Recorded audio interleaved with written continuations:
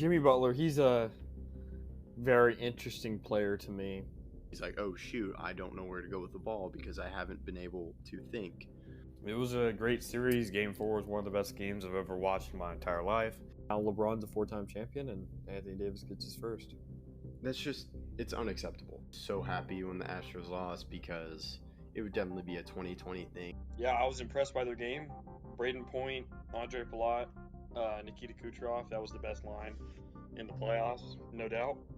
Stay undefeated when they face the mighty Cowboys with Garrett Gilbert.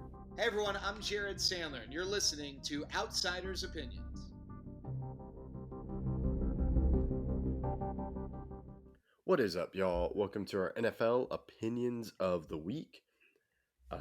We're almost at the end. We had some wild games, but Austin, we had two situations. I asked you this about the Cowboys game. You said let me think. So you've had plenty of time, in my opinion, to consider options. Would you go for it on that? Wasn't it 4th and 3? Or it was 4th and goal on the 3-yard line. Well, the 3-yard line, that's where you do your 2-point conversions. And I'm sure you have a play there. So probably I would go for it. Mainly because I trust the defense. Especially with the situation that they were in. They did end up getting a stop anyway. And I feel like if you were to start, even if they don't get it, starting from your own 3, that's a really tough task, even to get a field goal. Yeah, I agree. I'm the same thing. I would have gone for it. But it's because I didn't trust the defense. And, I can win the game there. Oh, no. That's the reason why you go for it. Well, you don't go for it because you don't trust the defense. I go for it because you win the game if you score. And if you don't get it, going all the way down the field to kick a field goal from your own 3 is a very tall task. And one playing it's a safety, potentially. So... yeah, that's why I was like, I can win it here. And a field goal, even if they score a touchdown, they can win it with a PAT. So I was like, to me, a field goal doesn't make sense here. But it all worked out. Minshew, I think, played well. What other thoughts did you have with that game? Yeah, Minshew impressed me. There were some picks that weren't his fault and some picks that were his fault. Dak was extremely good. I enjoyed watching CeeDee Lamb play because he played very well. It was a great wide receiver game between A.J. Brown, Devontae Smith, CeeDee Lamb. A great catch by T.Y. Hilton in his first reception as a Cowboy. It was a great game. Yeah, and Dak, I feel like I saw Dak's worst throw and Dak's best throw in that game. Because Are you talking for the season? Maybe just ever. You say that T.Y. Hilton throws the best throw of his career? I don't know, what other throw? Maybe there's one, his rookie year with a touchdown throw to Terrence Williams in the end zone. But that throw was amazing to T.Y. Because, oh man, it was just a wonderful play. And it helped them because I was like, oh great, we're not going to get this 3rd and 30 and we're going to lose the game. But they didn't. They won the game. But that pick 6 is definitely the worst throw I've seen from Dak. Yeah, that was... I don't know if he just didn't see him or he thought that he wasn't going to put his hands up or what happened there, but there was a disconnect, and it was definitely not a good throw. I don't know if it's his worst. He made some bad throws against the Packers and some other teams this season and before, but it definitely was not a good throw. Yeah, I think he just kind of spaced out. He's like, oh, this is an easy throw. And the guy did make a great play. But because the tight end was wide open, from what I remember, and all he had to do was just throw it higher. He just threw it low. Yeah, that's why he must have not thought that the reaction time was there, but it obviously was, and it definitely did not turn out positive for him. Yeah, so that's the interception issue is still a struggle with Dak.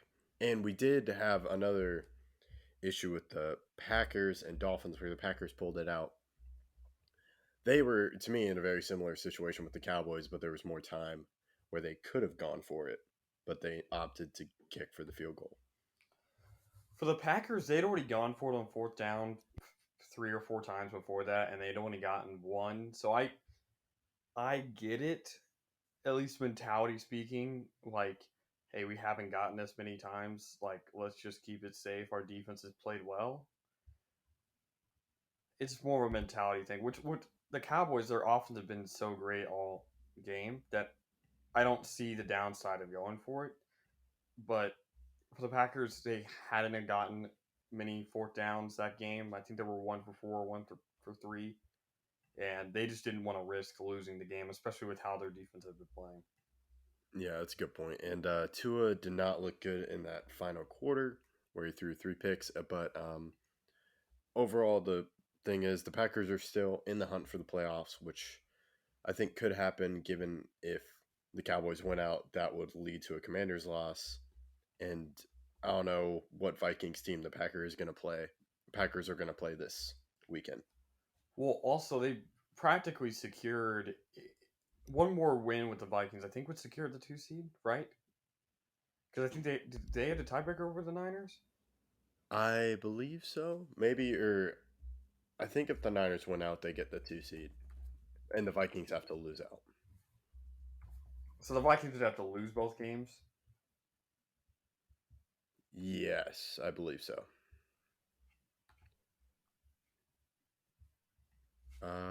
I'm checking this out.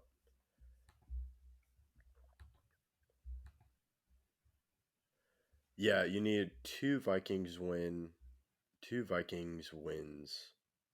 and a San Francisco loss. You mean the opposite? Because I'm looking at this Vikings page, and it says... Well, that's wrong, because the Vikings have a better record. So if the Vikings win out, they cannot not be the 2 seed. Oh, maybe it's or. Like the Vikings win out or San Francisco loses.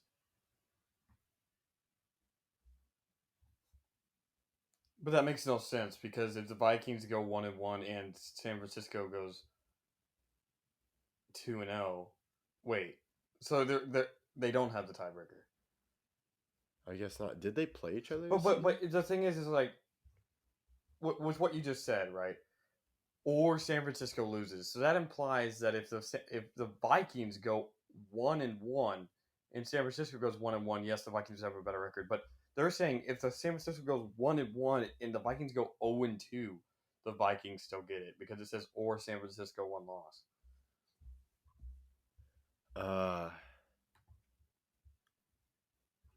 I'm looking for this. Because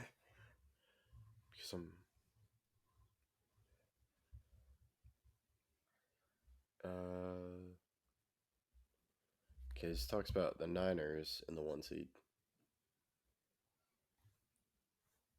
Okay. Yeah, it looks like if Minnesota controls their own destiny with the 2 seed. Yeah, they do because they have a better record. So I do have to ask you a important question. Yes. So the Tampa Bay Bucks have not had a great season. They're 7-8. However, even if they weren't leading their division, they're still a top 7 team.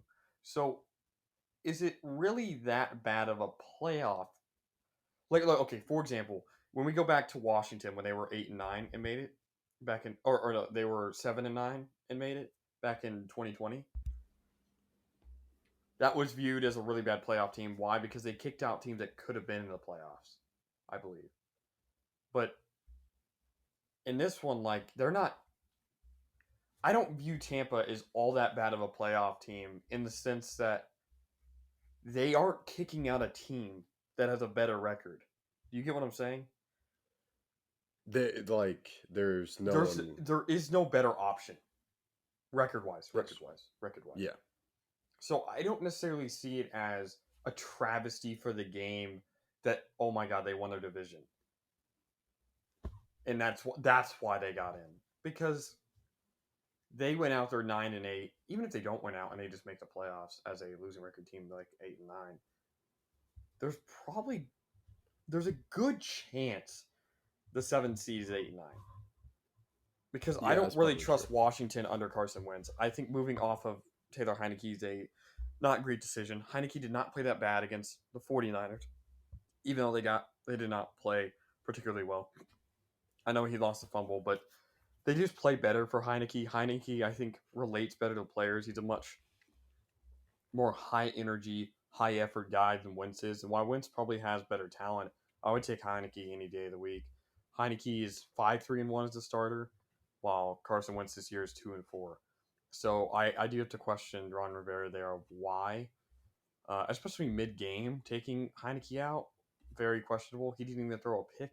That wasn't the reason. He lost a fumble, which was more on the O line that I thought, because the 49ers have such a great defense. Like, you're going to turn the ball over, most likely. I don't really blame that on Heineke, and I do wonder about the move there. So I would say that, and this is what I wanted to get at, which of the teams that have a chance of making the playoffs do you think have the best chance Of of winning? those teams at the bottom? Of making the playoffs? Or Yeah, so between New York probably has the best chance because all they have to do is beat they just have to win one of the next two games. Washington, Seattle, Detroit. bless you. Thank you. The Panthers, Packers, Saints, and then obviously the Bucks. All those teams have a chance. I believe the Saints still have a chance, right? The Saints aren't eliminated. They are not eliminated. I didn't think so. Yeah, because they can still win their division. Uh, if the Panthers beat the Bucks and then the Saints win the next two games and the Panthers lose one of the next two, like the Saints would just have a better record than the Panthers, so they would get in.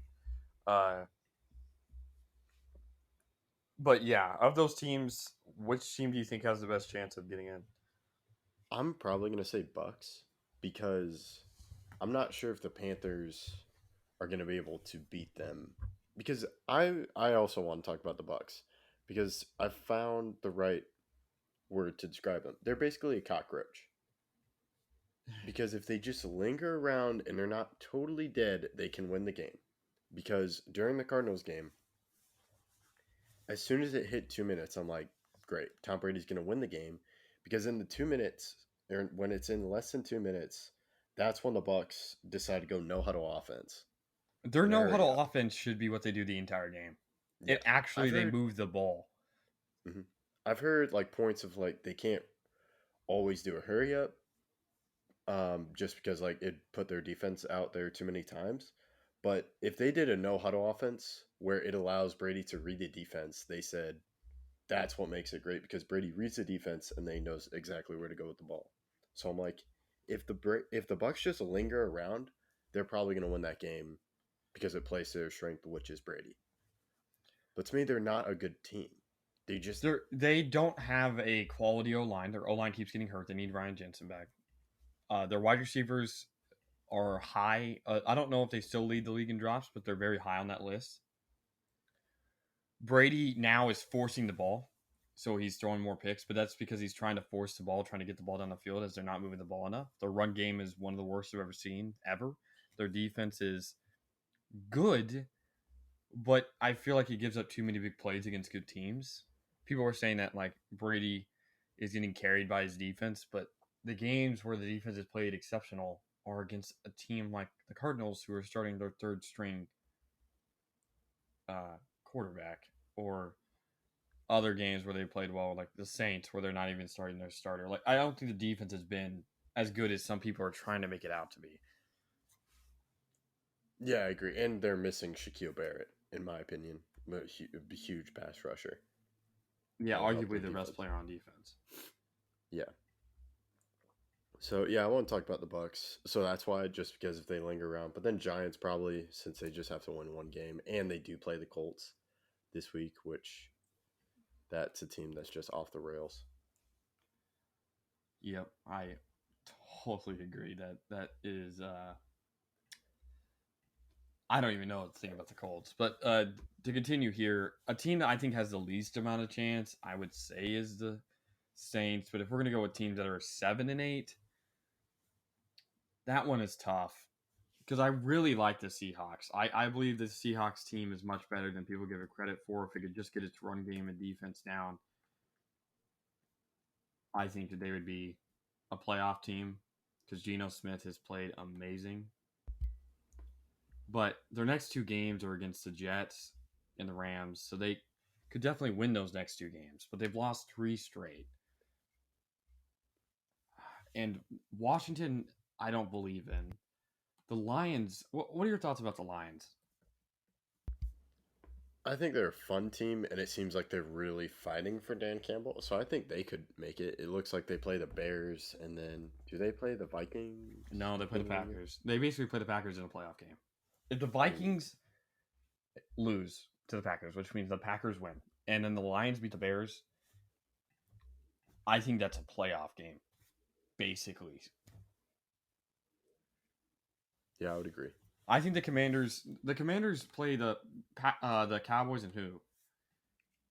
They play the Cowboys at week 7 or at the end of the year. Yeah, but who So they they play play the after that? Browns.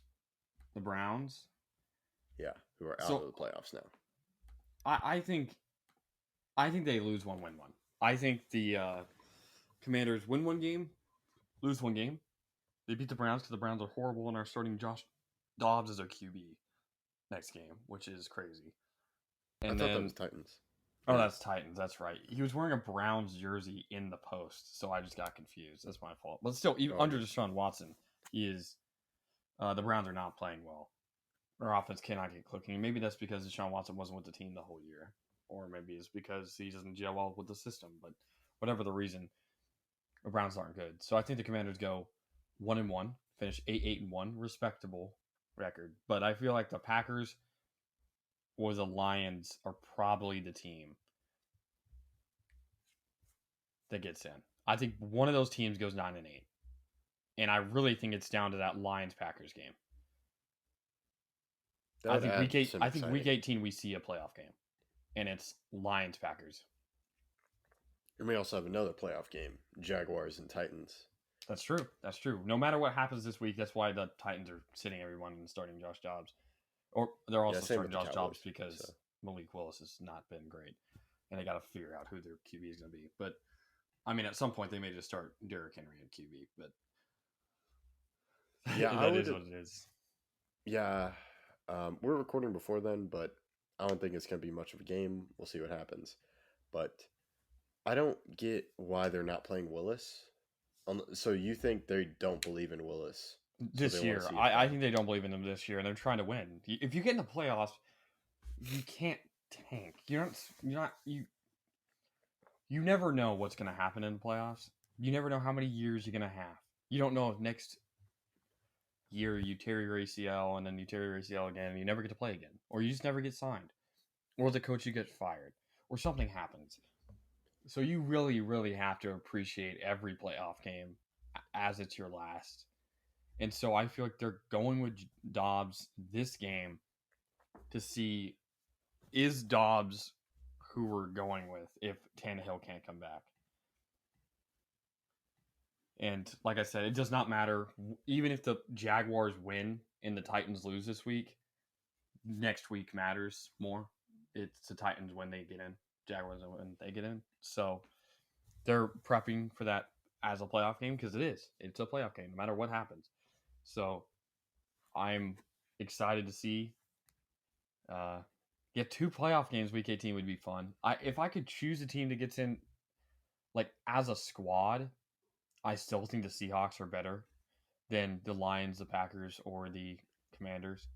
But again, their defense has really fallen off. Besides Tariq Woolen, their run game is completely non-existent now. So I don't know how they do it. And then the Panthers, I don't see Tom Brady losing to the Panthers to miss the playoffs. Yeah, I agree. I'm hoping for it, but also onto the Malik Willis thing, I just would start him just to see, like, hey, just get some growth from this game and get some reps. But you have to give, because here's the thing, there is no, if you start Willis's game, right, putting Dobbs in a playoff game for his first start of the year is disingenuous. It is not how you should do it. So if they have any doubt about Willis, which obviously they do, this is the game to go Dobbs. Willis has made starts before. If Dobbs plays horrible, it's not Willis's first start of the year. He already knows the system.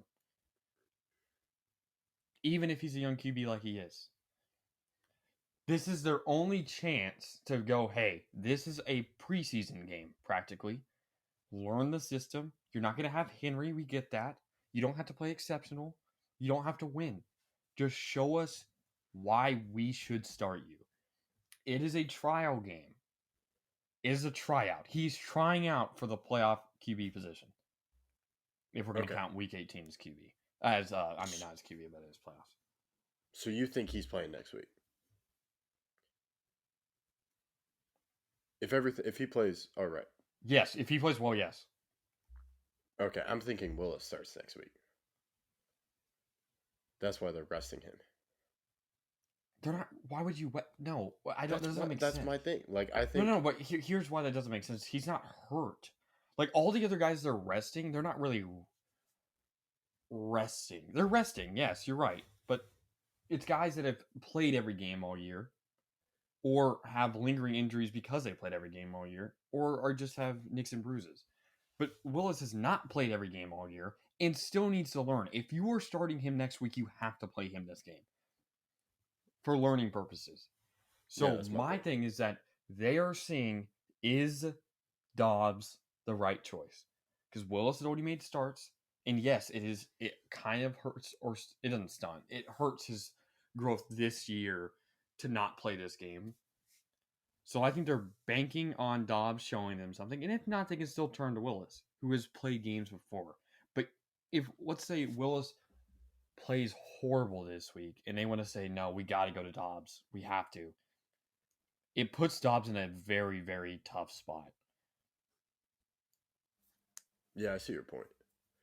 I'm just thinking they're like being precautionary, like, hey, Willis, we want to play you for next week because it's a playoff game, so we're not going to give you this, which is my view of like, no, you should play him.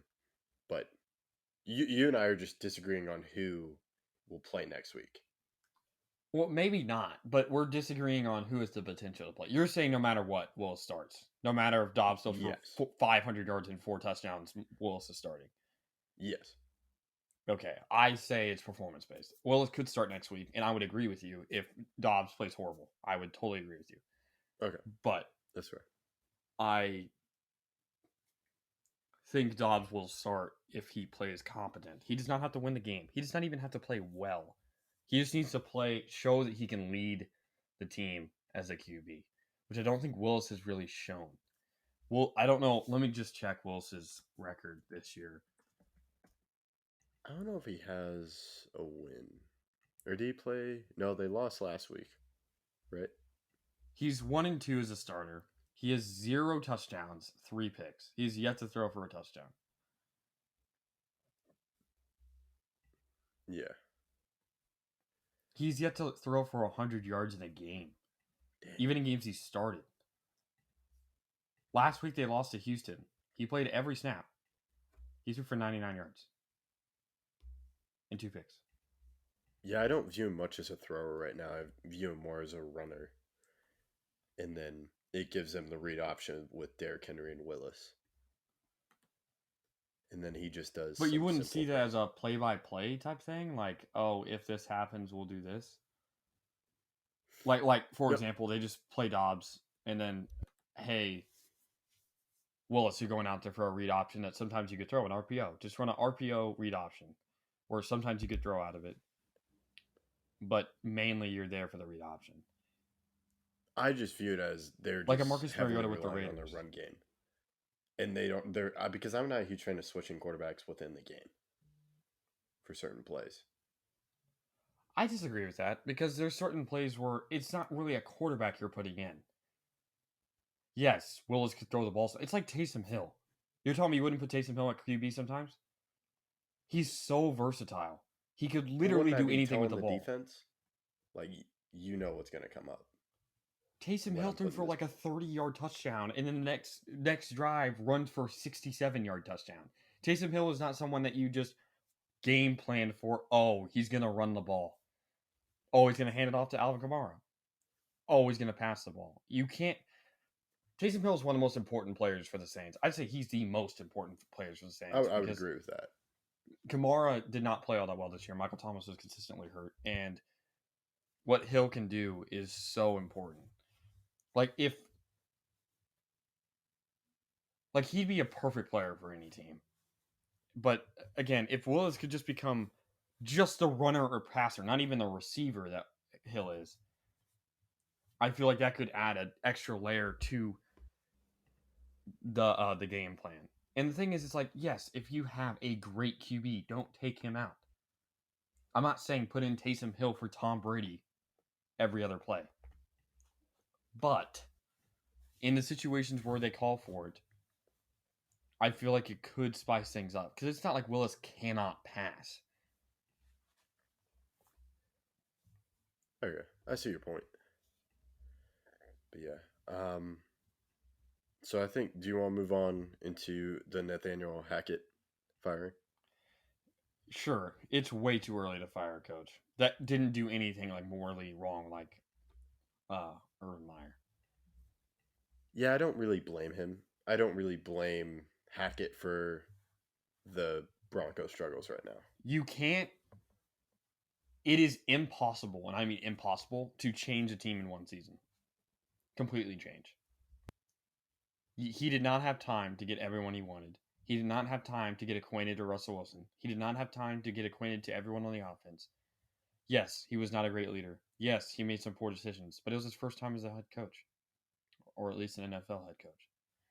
So I feel like it was more of the Broncos deciding, hey, we want to keep Russell Wilson, so we're just going to blame everything on the coach. Yeah, I would agree. I don't know if they're choosing Russell Wilson. I think they're just stuck with Russell Wilson. Well, they're choosing him because you could always make a move. Someone would always offer you something for Russell Wilson. But I'm talking about like the contract there. Like, we've dedicated so much money to Wilson, we can't say we failed. We made the wrong choice. Well, no, but that's my point, that they're choosing. They can't say they failed. They're deciding we can't say we failed. Yeah, You and I are okay. saying the same thing. I just don't consider it as necessarily stuck. They're not stuck with Wilson. They chose him. I would say they're stuck because of the financial commitment. 'Cause But I'm they not had sure, they had a big financial commitment to Nathaniel Hackett that they're going to have to pay no matter what. but not as much as Wilson. Then why don't you? I don't think you understand my point. They could have stayed with both, but they want to make They Wilson could've. happy. That's the point I'm trying to get at. They're not stuck with Wilson. They decided Wilson is right. They decided, hey, we're gonna blame this on Hackett, fire Hackett, pay him millions of dollars for the next couple years to do nothing, just so that we can make Wilson happy. Okay, we're on the general premise. The ulterior motives we disagree on. Because I'm not sure Wilson was happy with Hackett, but I do believe Hackett is the scapegoat. He's like, yeah, you're the reason, not our quarterback. And the players, the locker room is just not a good thing right now. So I think they need a different voice if they need it, because they need Wilson to work, or they want Wilson to work, whichever way it works, or however it sounds better to you. Yeah. I mean, Russ, I just don't trust that he's the man for the job, because I don't think that he can be a true leader. And I feel like that's something that we always saw with the Seahawks, that the reason why the defense didn't like him. The Legion of Boom defense did not like him because he did not. It's not that he didn't respect the defense, but I feel like he thought that the reason that they were winning was the offense, or at least he did not talk to them as much or include them in team conversations or whatever happened to cause that disconnect. I feel like we can continue to see that here. They have one of the best defenses in the league, and they have one of the worst offenses ever. Ever. Ever. Yeah, it's it's crazy seeing what, like, even if he's worse than what they thought he would, like, you couldn't have expected him to be terrible offensively and then in the locker room. It's just, I did not expect that. And I don't think he's the guy for the job, but given what they're paying with him, they have to do what they can because he signed a contract before the season. And now that contract runs till 2028, but apparently there's a potential out in 2026. The Broncos defense has only allowed, let me check the stat again, 20.3 points per game, but that doesn't even account for like pick sixes or fumble returns or kickoff returns or stuff like that. But their offense has only scored 15.5 points per game. Or their team has scored 15.5 points per game. That is horrible. For example, last year, with Teddy Bridgewater as their QB, 19.7 points per game.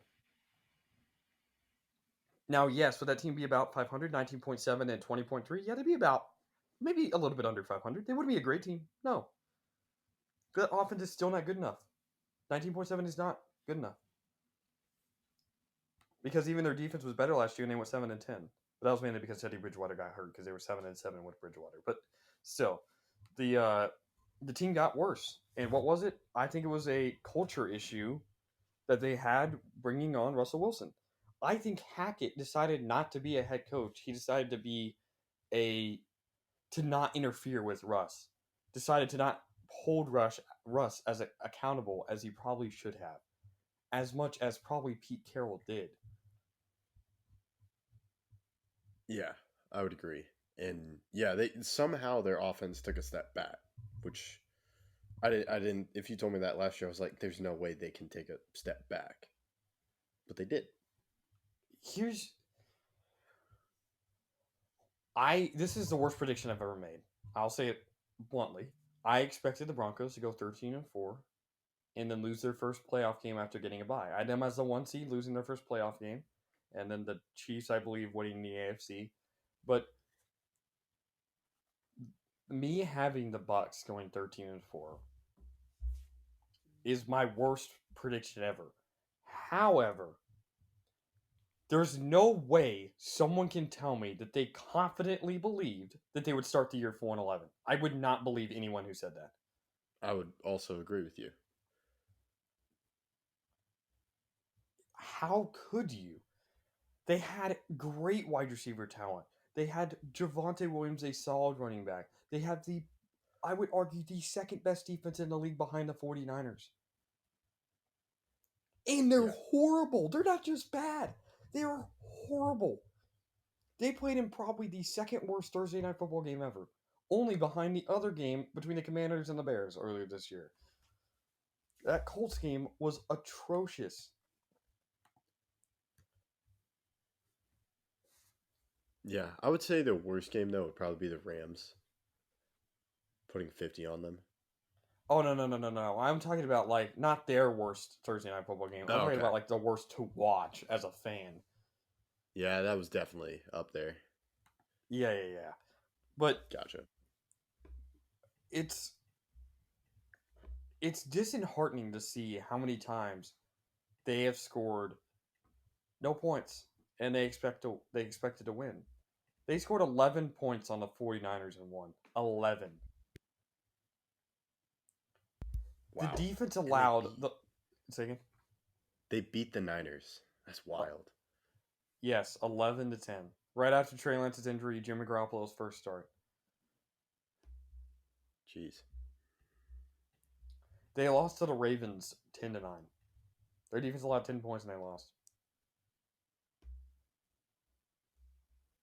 They just needed like an average QB. And I think at the beginning of the year, I thought they were getting an above average QB. I think everyone thought. And because even with an average QB, I think you put up enough points. Here's the thing. I'm going to use last year's points per game average at 19.7. I'm going to be kind and round it down to 19. To the current team, I'm going to be kind and round it down to 19, even though it's 19.7. And I'm going to tell you how many games they win this year.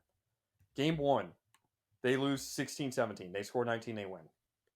So they're 1-0. Next game, they win 16-9. They would still win that game. 19-9, they're 2-0. Next game, they win 11-10. They'd actually win 19-10. So they're 3-0. And I'm just going to go based on what they scored, what the score would be. So they lose the next game 32-19. So they're 3-1. They would win the next game 19-12. 4-1. They would tie the next game 19-19. But because it's 19.7, I know I said I'm going to give them the benefit of the doubt there because it's 19.7. Eventually, you have to score 20. So I'll say they win that game 5-1. Next game, the defense only allows 16 points. They win 6-1. Next game against Jacksonville, they only allow 17 points. They win that game 7-1. The next game, they only allow 17 points against the Titans. 19. 8-1. They're 8-1 to start the year, which is their average of last year. Actually, less than that because I only gave them 20 points one time. They lose the next game. They lose the next game. So okay, they're 8-3. They'd win the next game. 9-3. They'd lose 9-4. They'd win 10-4, and then they'd lose last week to the Rams. They'd be 10-5 right now. And probably in the playoffs. Oh, definitely in the playoffs. Definitely. They'd already clinched. The Chargers clinched, and they're 9-6. If they're 10-5, they've clinched. Well, the Ravens are 10-5, and they clinched. Yeah, they'd clinch easy. And that's with less points per game than last year. That's like 19.1 points per game. That's crazy. And now I think I'm very intrigued because I think the Russell Wilson thing was like, okay, we saw what the Rams did. They won the Super Bowl when they traded for a QB. We think we can do something very similar. Did not work out. So now what's the situation with Derek Carr, who I think is not going to be a Raider next season? Derek Carr is similar level to Matthew Stafford, in my opinion. Derek Carr has never had a good defense on his team. He's had some good wide receivers. He's had some great years, but he also throws a lot of picks. He's very Matthew Stafford to me. Very Matthew Stafford. I feel like he has that grit and grind that Matthew Stafford has. Being in Oakland definitely helped with that. And I feel like he's a competent starter in the league. Top 20 starter in the league, I would say, when playing well. I feel like he'd be a high-value QB to get if you're a team that's the Browns and you don't believe in Deshaun Watson even more, even though you paid him $1 trillion. Or the Colts. I feel like the Colts are the team that gets Derek Carr. Based on everything they've been doing the past couple years, I think they get Derek Carr. Even though it doesn't fix their problems. But still. Okay. I'm gonna throw in a name, but I'm gonna give you a choice. What do you think is more likely to happen? Because I know what you're gonna choose, the person you're gonna choose. But what is more likely to happen? The Jets trade for Derek Carr, or they sign Tom Brady in the offseason. What is more likely to happen? Trade for Derek Carr. Okay. Because I've been listening to stuff and reporters, and it seems like San Francisco, given with what's happening with Brock Purdy and Trey Lance, seems like they're not going to want Tom Brady this offseason. Let me put it this way. Just this is not what you're talking about. It is what you're talking about, but it's not. It's a tangent. But Gotcha, it has to be mentioned, at least for me. There's a 0% chance Tom Brady retires. Tom Brady I totally cannot go out like this. Unless he somehow, some way gets everyone back healthy and they have the most resurgence of all time and wins a Super Bowl, there's a 0% chance he retires. Nil. Zilch. None. Oh, I totally agree. He's not retiring. I'd be shocked. I would be absolutely stunned. Stunned. You know what? I saw one post today. It may not be true. I may be wrong. I think Sean Payton goes back to New Orleans. And I think Tom Brady comes with him. Ooh. That would be okay. I That'd think be that interesting. if I agree with you, the 49ers are playing too well to go with Tom Brady. I would say in order of most likely, I would go New Orleans, and I'm talking new places, not Tampa. So maybe Tampa figures it out. But well, let's say if he moves, most likely, because I'd say even most likely right now he stays with Tampa and they just fix it because I don't think besides the Niners he doesn't have a better option necessarily when it comes to talent as long as they can get their stuff together and get healthy. But if we're saying he leaves, that's guaranteed. Okay, let me just go down most likely teams. Most likely New Orleans, and then I'd say Jets, and then I'd say Niners, and then I'd say Giants. Ooh, I would hate that. But that does make sense.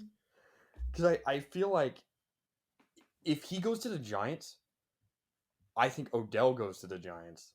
Because I don't know if Odell signs with the team at this point. I feel like maybe he does, but I don't think it would be for an extended year deal. Like it would be for this season only. You know what I mean? Which I don't think he's going to play. No, he's not going to play until the playoffs. But I don't know if a team's going to sign him. You have to sign him before the playoffs, but yes, he won't play until then. But I think he signs a 1-year deal. Maybe he signs with the Giants, and then Tom Brady just goes there.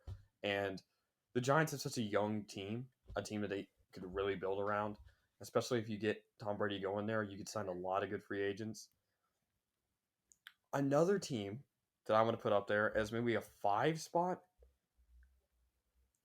Oh man, what do you do it? I'm gonna say Titans.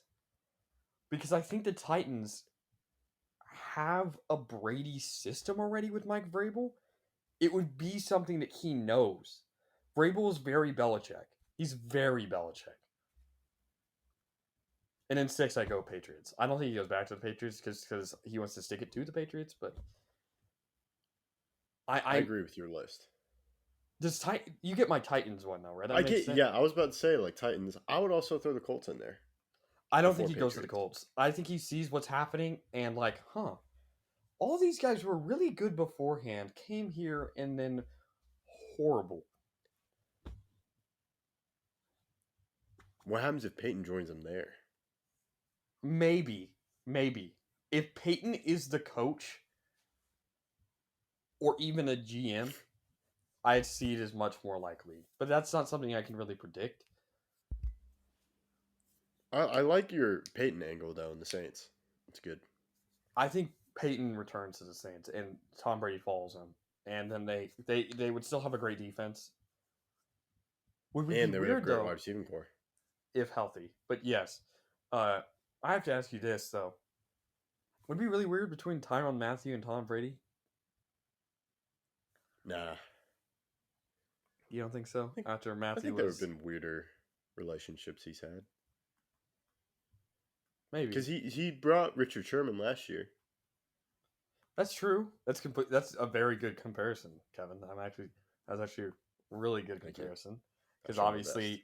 they had a very big beef, and then obviously, like you said, they brought him, even though Sherman did equivalently nothing for the team, but still they brought him into the locker room. He was there for a couple plays and stuff, but yeah, I guess you're right. I mean, you're getting paid millions of dollars to play if you're going to complain about a player that is one of the greatest or one of the greatest winners in sports history. So I don't think you'd be complaining on that much. Yeah. And there's nothing much. The one thing I do want to end on, we're going to have a pretty nice Monday night football game. Bills and Bengals. Wow, who's home? I think Bills. Mm. Let me check.